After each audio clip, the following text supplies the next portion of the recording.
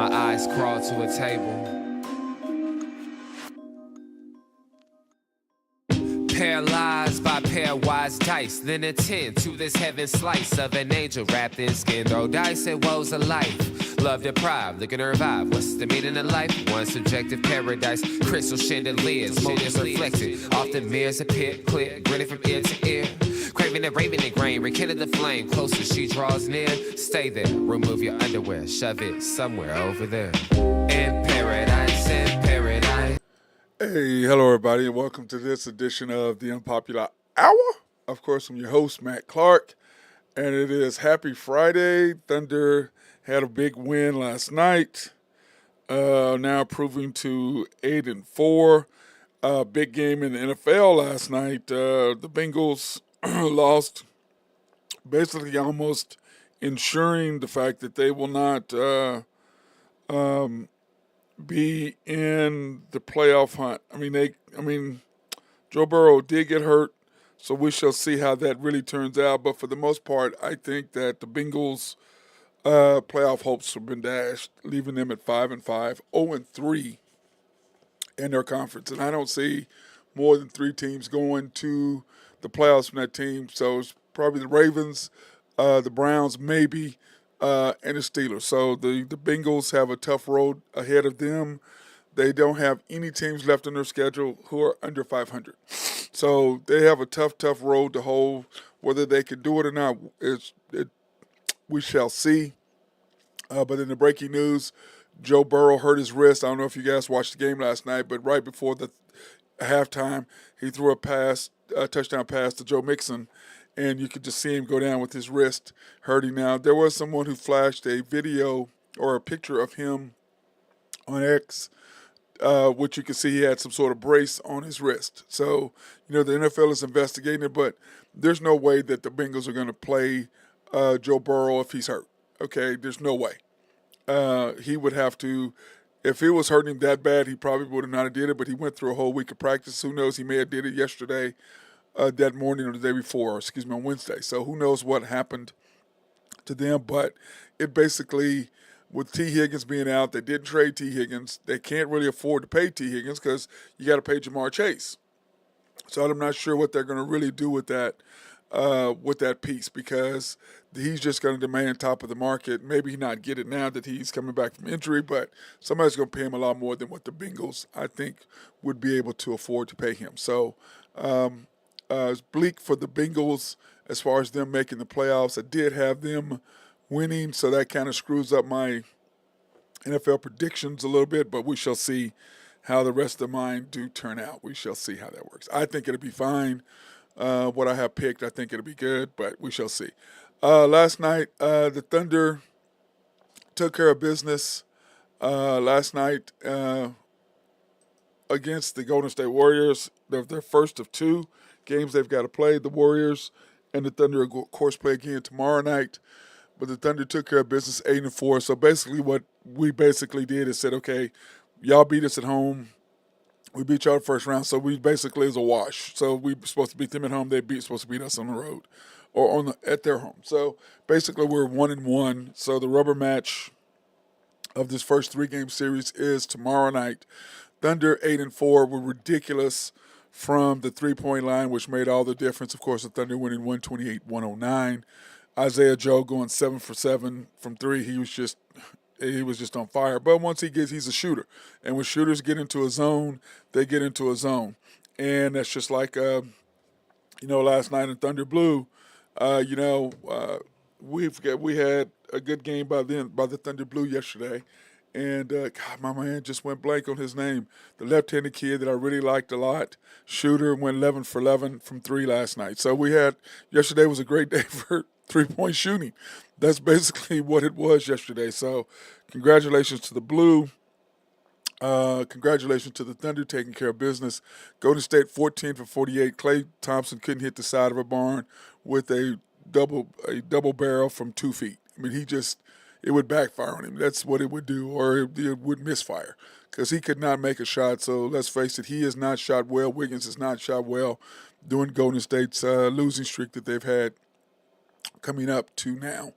The Golden State Warriors shooting 40.8%, Thunder 50.6, 49 rebounds to 42, 48 pips for them, 42 pips for us, points in the paint, 16 turnovers to 13. And like I said, I've been saying this for a year and a half. If the Thunder are under 14, 15 turnovers is the maximum we can have to beat a good team.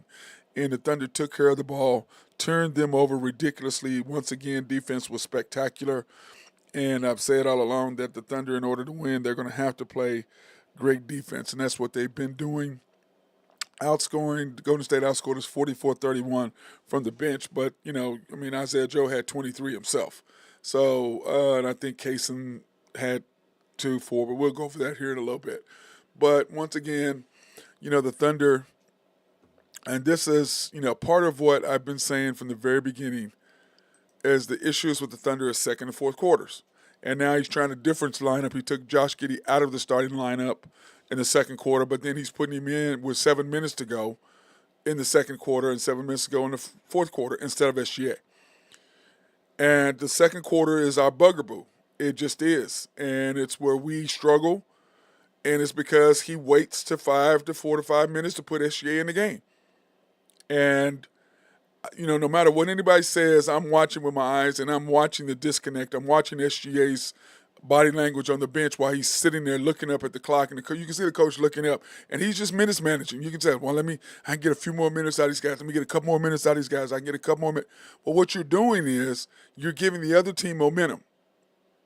And remember, when we lost to the Pelicans, and I put everybody on notice, and I'm still putting this on you guys so you'll understand, because the rest of the Oklahoma media is not going to say anything negatory towards the Thunder.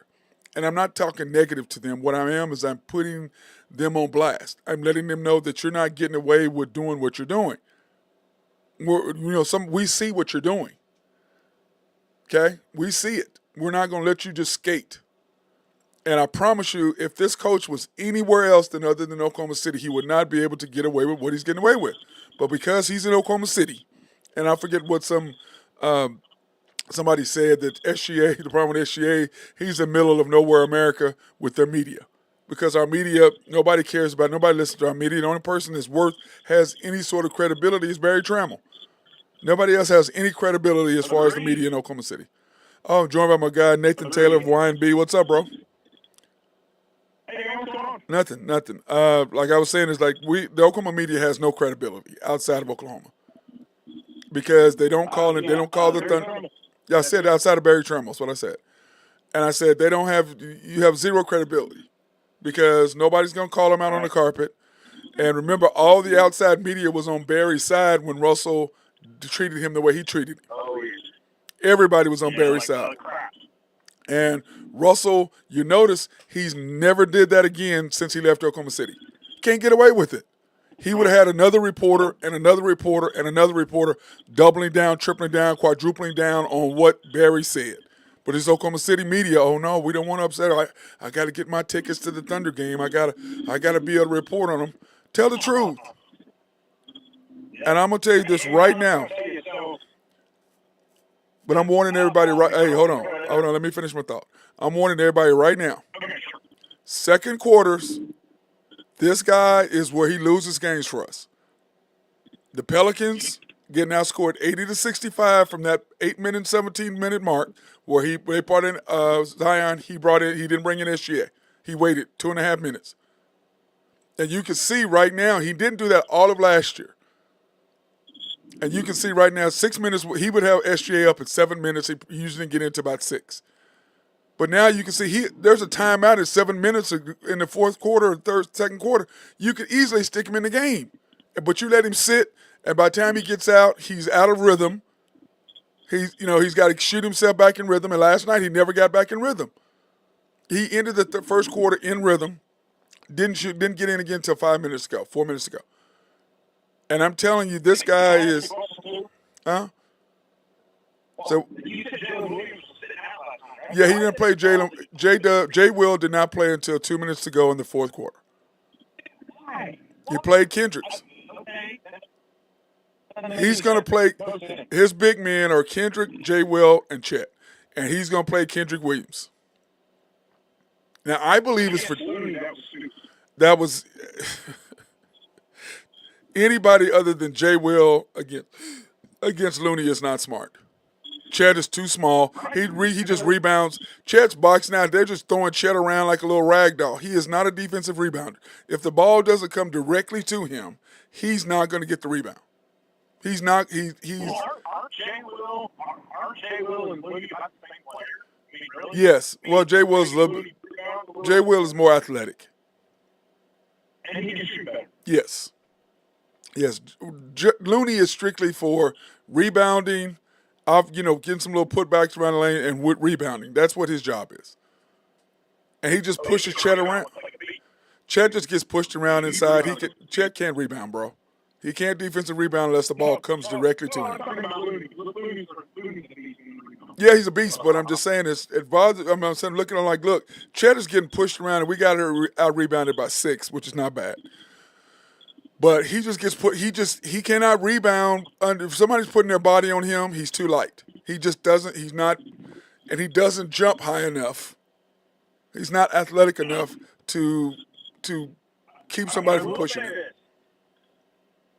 Now, I know, and I know what you're going to say, but I agree with you, but at least the right players are playing, and they're not playing the right rotation. Yes. But at least the right players. Well, I disagree with that on one aspect last night. He did not play Jay Will enough. You're right. And like I said, the right rotations are not. Well, my deal is this: when you had Looney on the court, they beat us up in the second quarter. Then he puts Chet back in. I'm like, why the hell aren't you putting Jay Will in? Because it's important that he gets. Chet has to get his 28, 30 minutes. He's gonna play him. That's how long he's gonna play him. Yeah, but he's not. But you can't play. You can't play 3 centers. So he's gonna play K Rich instead of Jay Will. That's what he's going to do. And a small lineup, I don't mind that so much. I don't mind it in a small lineup. But when they have bigs, you can't play Kendrick Williams against a big. What the hell are you? What are you doing? But once again, minutes manager. That's who he is. He's the minutes manager. That's what he is. He's a minutes manager. He's 2 minutes too long. Watching the game. You know what I was watching the game last night? You know what I was thinking? I was thinking, okay, so if you go back to 2021 draft. Okay. And we had the 16th, and just go with it for a minute. We had the 16th pick, and we had the 18th pick, right? This is the one we got Giddy at 6. We had Giddy at 6, and we had the 16th and 18th pick. With the 16th pick, we traded for 2 first-round picks to Houston, and they drafted Albert Sengun. Right. And then with the 18th pick, we took Trey Man. With those 2 picks that Houston gave us, we traded in the 2022 draft to get Usman Jang and an additional pick. Right. If we could have, and I guarantee we could have done this, if you just took 16 and 18 and had the 2 together and moved up to 14, you could have had those. Yeah, but you gotta understand though, that's hindsight. So you can't do hindsight. You can't do hindsight. You can't do hindsight. I said at the time, I was like, man, let's take those at 16. But obviously, he wasn't there. But you could have traded the kid. And Moses Moody, I wanted him coming out of Arkansas. Yeah, I know that. If you remember, and Jay Will and Isaiah Joe were all 3 keepers. Yeah, but Moses Moody, I like him, but I don't like him more than J-Dub. I don't like him more than... I like it. Was 22. No. I'm talking about players. I'm talking about what we have now compared to where he is now. Okay, I don't mind missing on Moody. Because I'm talking about the present now. Yeah, I'm talking about what we have right now. I don't mind that. Now, granted, I understand what you're saying because now would I rather have Moody than Jang? Yes. But what if Alfred Sengun, would you like that in right now? I mean, he's a pretty good player. Yeah, he's pretty good, but he can't defend anybody. But well, the thing is this: our defense has picked up quite a bit, and I'm gonna do that this weekend. I'm researching because I'm freaking working all weekend at the gym. So I'm gonna do all my research and stuff this weekend and try to get all my the Thunder stats as far as who we're what we are ranked as far as shooting percentages and all that, where we're ranked at, scoring, defensive scoring, see where we're ranked. But my point is, in the second quarters, he is going to lose games for us. We lose games in the second quarter. We lost to Golden State in the second quarter, almost lost last night, and fortunately SGA and Isaiah Joe closed the door on him to take a lead, to squeeze the lead at half. So he, Boy, Isaiah Joe, man, he can play like that. but you know what? He's a streaky shooter. Is what he is.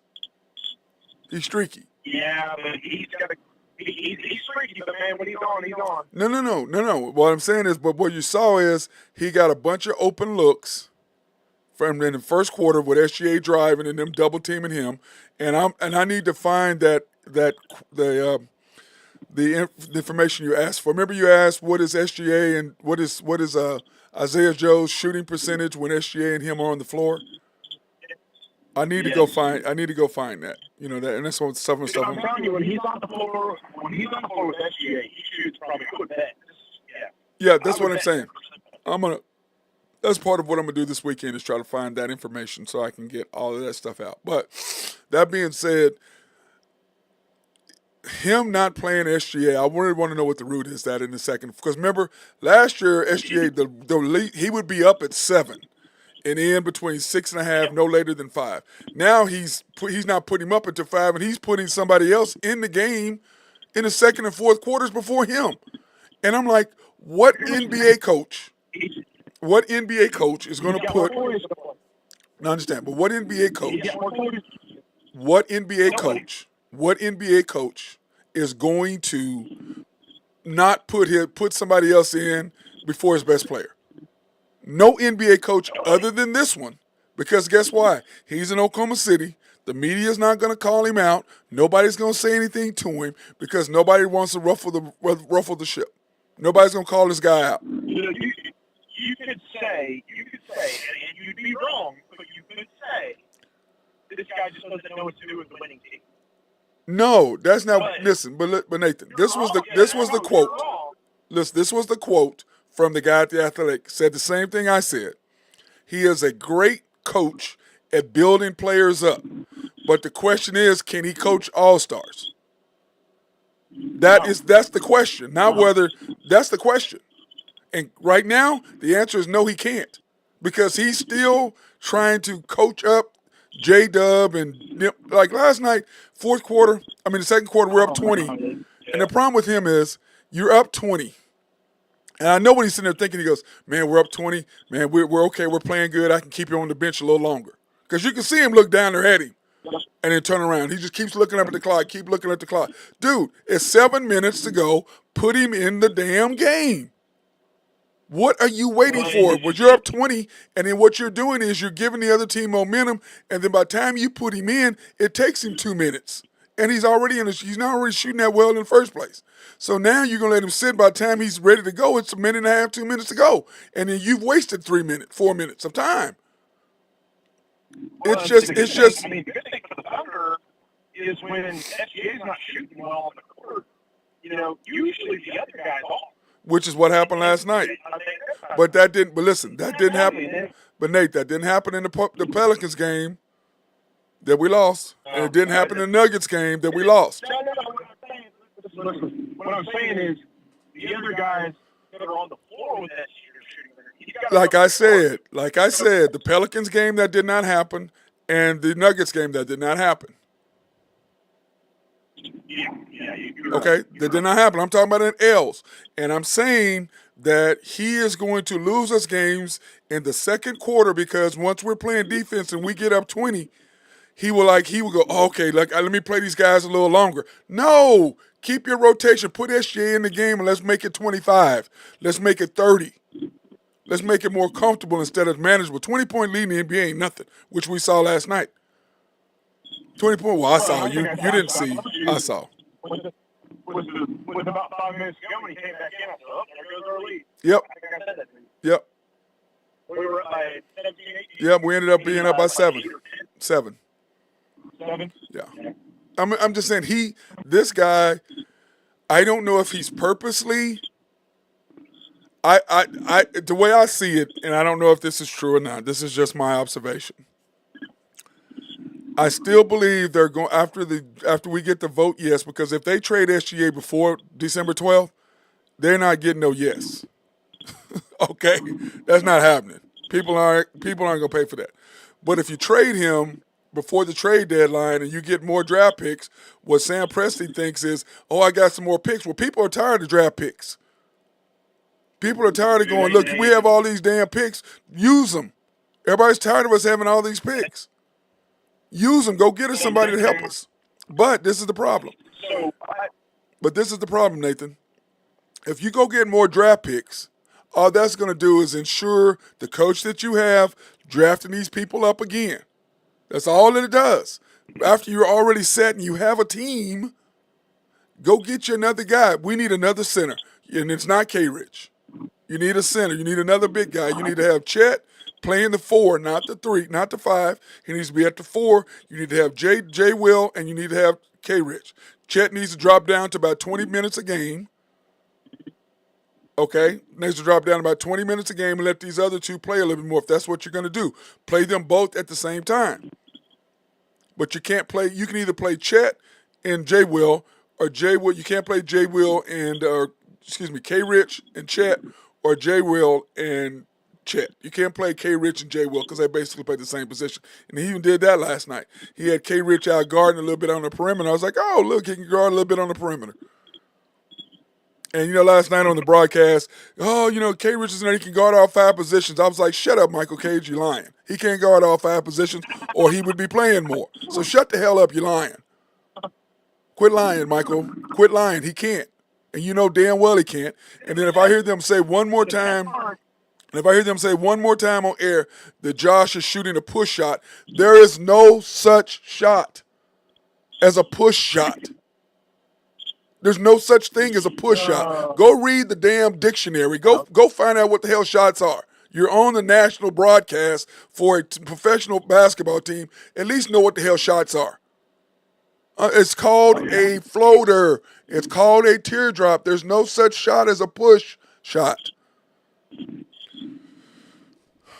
Hey, do you think the way we're talking, we lost that game? No. I'm saying my problem is the potential of where I think they're going to be at 52 wins to 54 wins is not going to happen because of this guy. That's my point. We're more at 45, 46 wins because of him. We're going to underachieve, not overachieve. So 4 or 5 games ago, I was on your bandwagon of trading SGA. That's what they're going to do. I think over the last 4 or 5 games, I've kind of changed my mind a little bit because I see how the team comes together around him. It's irrelevant. And if they trade him, though, I don't know, I could be wrong, but I think you're going to have an upgrade. Well, the point is it's irrelevant. It's irrelevant because then what they're going to say is, this is now your team, Chet. This is now your team, J-Dub. That's what he's doing. I'm telling you what he's doing. He's trying to build J-Dub up to take over from SGA because he doesn't know how to coach SGA. The frustration of him taking 3 shots in a row the frustration of him watching SGA shoot 3 times straight and missed all 3, and then one was a bad shot, a step back 3. He's like, what the hell are you doing? And he calls timeout. You could just see the frustration in his face. Yeah. Well, I hope the players are smart enough to realize that it's irrelevant what the players want. It's what he wants. And nobody's going to know the trade is going to happen until it happens. SGA won't know until his agent is notified he's traded. You're right. So they're not going to consult anybody. But I'm telling you, right now, this guy can't coach SGA. And he is going to lose us games because he is a guy who can build up players. And it's not only me. And I'm so glad I saw that guy from the Athletics said the same thing. So happy. Guess why? Because it's the truth.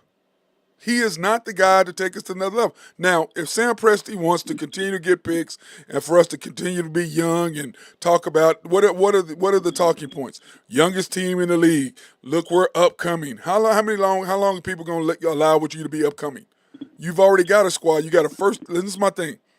Last night I sent you that. Remember I sent you that text, and the NBA deal that said, SGA is just carrying it. Look at what he's doing for the Thunder. And in the Thunder's broadcast, they're talking about all the other guys. And like I said, the only people who don't appreciate what Oklahoma City has in SGA is the Oklahoma City Thunder. They're the only ones. Everybody else gets it, but they don't. And they're going to pick this coach over him because he thinks he can build up these guys to be SGA. No, that guy, kind of guys like that, no. I don't see anybody. Chet, did you see him last night against Chris Paul? Oh, yeah. He couldn't move Chris Paul off the post, and he ended up passing the ball. He passed the ball away because he was off balance. I'm like, dude, you're 7'4". Just turn around and shoot a jump hook. And remember, Kevin Durant did that against Chris Paul. Remember, Kevin Durant did that same thing against Chris Paul earlier. You remember when he was with the Thunder? Chris Paul would push him away, and then finally now, KD just turned around and like, oh, okay, little dude, let me just turn around and shoot over you. Just turn around and shoot over him. What are you gonna do? You have him by a foot. What's he gonna do? It's just. When Shit was fighting for that rebound last night, and he got knocked forward, and they called the jump ball, I think. No, they gave them the ball. They didn't call anything. They gave them the ball. Okay, well, but that call was, the camera showed him running out on the floor, yelling at the ref. See that? Yes, I did. And I was like, okay, you can do it for him, but you can't do it for your guy. I'm telling you, the Thunder want two things. They want Chet to be the face of the franchise, which they've already did by putting the number 7 on the in-season tournament jerseys. And the second thing they're doing is trying to build him up to be the player. And he's not. He's not going to be the guy. They want him to win the Rookie of the Year so bad. So bad. So they're trying to validate. Dude, you know, let me tell you this. You're going to do the same thing you did with Russell and KD. You're doing the exact same thing. Exact same thing. And I don't want to hear no nonsense about no, you're not. Yes, you are. You should be promoting SGA on everything, lifting him up. You have an all-NBA first-team player, and your advertising and all your stuff is about the guy you got sick last year who hadn't played 12 games? That's who you're marketing? That's what you're marketing. Instead of the best player, one of the best top 5 players in the league, that's what you're doing is you're not marketing. How do you think Giannis would feel if they weren't marketing him? You know what I'm saying? Only in Oklahoma City do you get that. It's just frustrating as hell to me. And I'm not, and I have more and more people that tell me the same thing. They're like, man, it is frustrating. You go, I've been listening to you. I didn't believe you. I was blah, blah, blah. He goes, but now that I'm watching, it's wow. And you said the same thing. If you start opening your eyes and watching, it's obvious what's going on. And all you got to do is look at SGA's body language. He's sitting there with towels and just got his head down. He ain't really cheering. He's just sitting there because he's pissed. So he's like, screw this. I'm just going to go do whatever the hell I want. But he's still a basketball player, so he's making basketball plays because he does want to win. That's a fact. But you can just see him over there just fuming. Like, you putting him in instead of me? Are you kidding me? And I'm telling you, he's all he's doing is making SGA disgruntled. So maybe that's their thing. He's disgruntled. He want to ask for a trade. Oh, he wanted out of here. He wanted to trade. He didn't want to be with our team. Yeah, because look what you're doing. Dude, all I'm one of these times when I hope you're wrong, you're probably not, but I hope you are. I do too. And all I'm saying is get rid of that dude. Send him off somewhere else. Get rid of that coach. He ain't the one. Send him back down to the blue so he can build up what we have down there. By the way, what's the left-handed kid's name that we like that can shoot it? Shackelford. That's who it was. Went 11 for 11 yesterday. Did you see that? By the way, I didn't see that, but I saw my man KJ Williams hit the game winner. Yep, he did. KJ. He played good. Everybody played good. Jang was, what was he, 17 and 12? Something like that, yeah. Yeah, he played good last night. He's a G League player. That's what Jang is. He's a G League player. He's a G League player. He and Lindy are G League players. That's what they are. They're G League players. They just need to stay down there and play G League. What they are. Because if you go back, Lindy Waters shot 48% from 3 in the G League. He shot 32% in the NBA game. Yep. frustrating. Hey, by the way, welcome back, Josh Giddy. My God, finally. Well, he got aggressive. He got aggressive last and night. he finally started hitting threes. Yeah, but he got aggressive. But he got aggressive. And when you're, like I tell people all day long, it's how you, if you're in score mode, okay, which is what Josh was last night, 26 minutes, 8 for 14, 3 for 3 from 3, and he hit them all in rhythm. He was wide open on all 3 of them. But what he did is he was in aggressive mode, going to the basket, making shots. And once you do that, it allows you to do that. It allows you to do that. And SGA, 29 minutes, 24 points, 6 for 21. He was terrible. He didn't play good at all last night. He hit some threes, but didn't play good at all last night. I didn't think. Jake, I'm gonna go ahead and put this out on a limb here because if I remember right, I think the game after the Pelicans game last time isn't that the next game where he came out and had 43. Yep. So tomorrow night he's gonna come out pissed off and he's gonna have a game. Talking about SGA? Yes. Yes, but the problem is if you don't play him until the last 4 minutes or 4 minutes of the second quarter, he's out of rhythm. If you don't play him until the last 4 or 5 minutes of the fourth quarter, he came in with 4 minutes to go and he was out at 2 minutes. Yeah.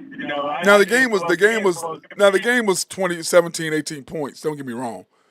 But still, I'm like, yeah, so the game's a little closer.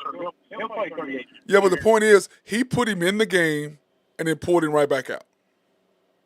Just so he could play in the fourth quarter. I saw that. I was like, why did you? But what I'm saying is, he's purposely pissing him off, trying to make him disgruntled, which is what he's going to end up being. And then they're going to say, well, he was unhappy being here with us, playing with all these young guys, and da-da-da. No, the coach purposely was quit because last year we were rolling. He in a 7-8 minute mark, he'd put him in the game. And then with about 4 minutes to go, it's 5 or 6 minutes to go, he'd come in. And then with about 4 minutes to go, he'd be rolling. And then we close the game out. Now he's putting him in at 5, he's putting him up there at 5 minutes to go, and he's putting in Lou Dort before him. I'm like, on what planet can you put Lou Dort in before SGA? On what planet do you put Josh in before SGA? What planet? It's sad, bro. I'm telling you.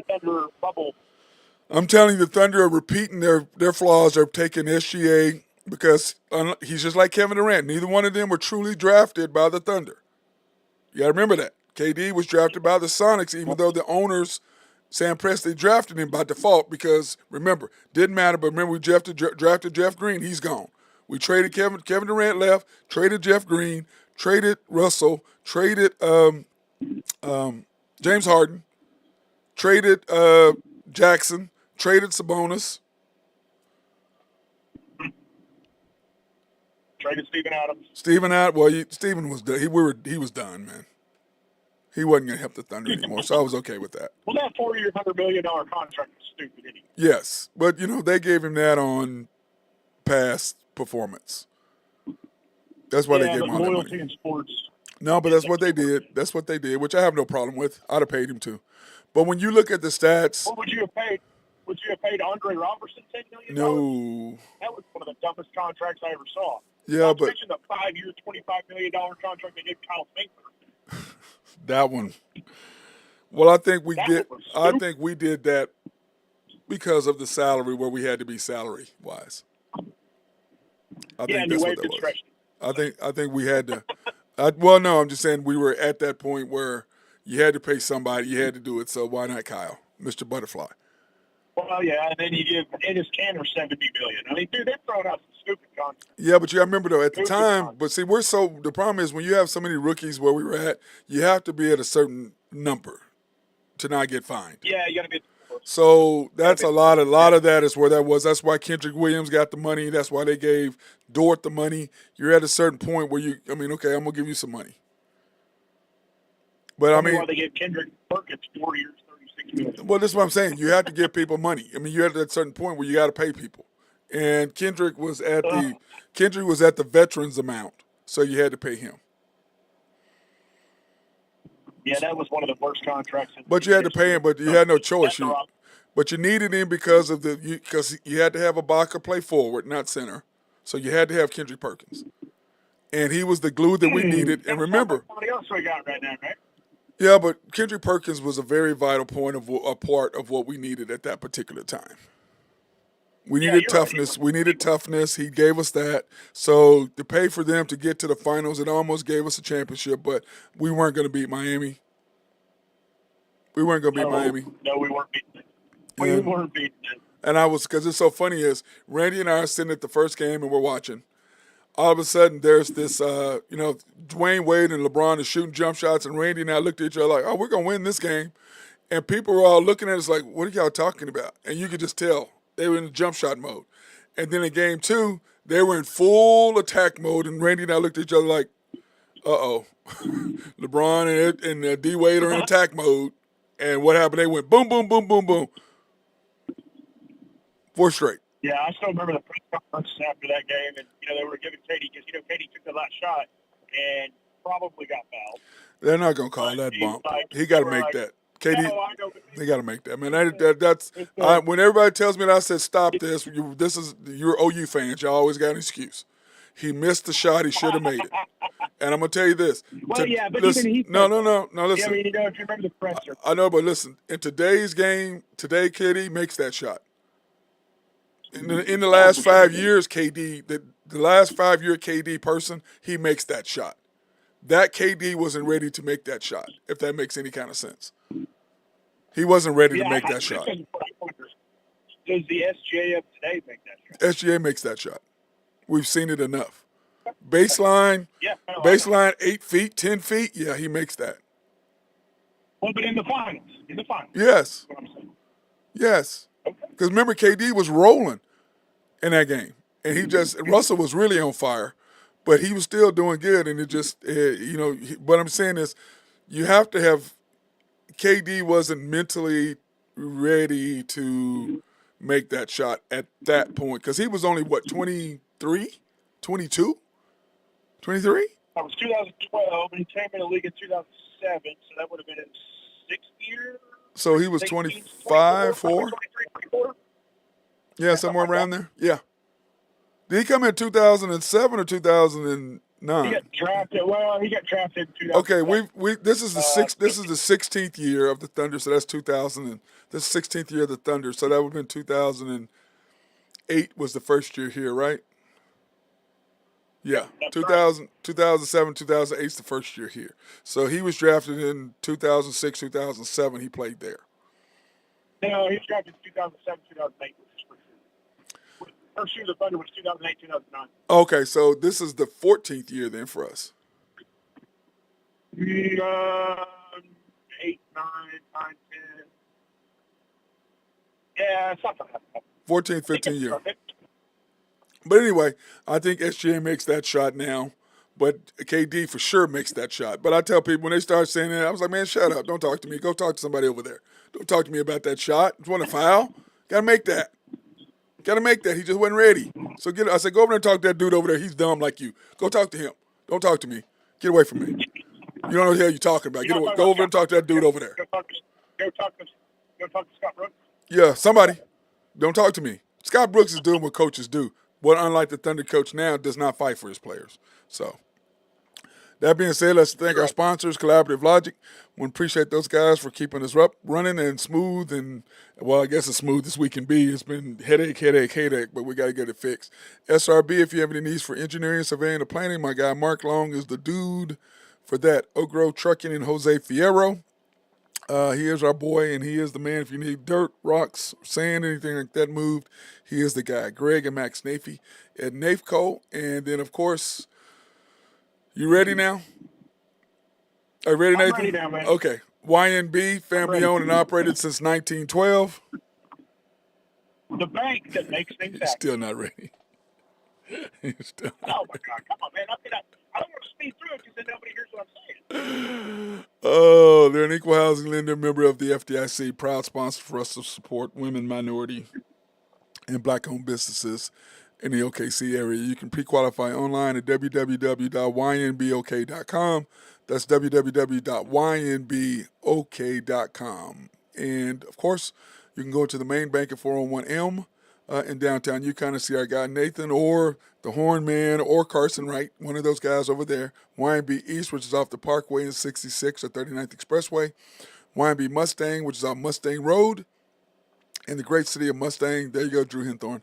YB Parkway, which is at Garth Brooks Boulevard, just south of I-40, and YB Peoples, which is on 23rd in the great city of Bethany, Oklahoma, between Rockwell and MacArthur. And, of course, Shelter Insurance, our newest sponsor, the Mark Pemberton Agency, located at 4609 Southeast 29th Street in Dale City, Oklahoma, 405-670-2424. They're actually closed right now because it's Friday at 1 o'clock. They are open Monday through Thursdays from 9 to 5, Fridays from 9 to 1, closed Saturdays and Sundays. Probably serving the Middale area since 1982. That's those guys. Appreciate them a lot. Now, about games today. Hey, Matt, let me Go ahead. you know, you see, you